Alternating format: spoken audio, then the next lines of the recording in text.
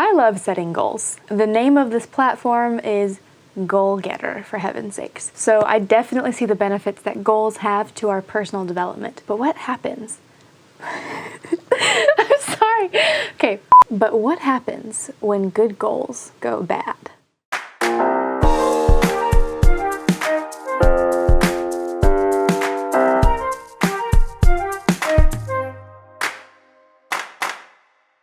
My parents had two children. They had my older brother, and he was an excellent child. He was calm, he didn't cry, he listened to them. So they thought, let's try to have another one. And then I came along, and I was very strong-willed, and I tested their patience. Needless to say, I was their last child. I've always been what you might call strong-willed. All through my childhood, I tested my parents' patience and I pushed my boundaries. I would hope that as I've gotten older, those tendencies have morphed a little bit. I don't know, you'll have to ask my husband. But I would hope that at this point, my strong will bends to the will of wiser people so that I'm learning and growing and I'm not as much of a headache to those around me. One way that my strong will does play out a lot is in the way that I try to achieve my goals. I have been known to set very ambitious goals for myself and to not rest until I achieve them, which usually results in me injuring myself or getting sick or something like that. Let me give you a prime example of a time that this happened to me. A couple years ago, I ran a half marathon. I trained for that half marathon for probably 3 months or so. This was also the same season in my life where I started my first desk job, so I was sitting at a desk 8 hours a day. I had a lot of knee pain and muscle pain along my legs, but I ignored it because I had to make sure that I got my training in so I could run my half marathon. So I would pop a couple of Aleve a day and just ignore the pain. It never really went away. I was in constant pain, but I had to run that half marathon. I ended up running it. The time wasn't very good, but at least I finished it. But then I couldn't run for months after that. Almost, I think a year at least, I couldn't run. And I love running, but it just caused me so much pain. This is an example of a time when I had a goal that was good.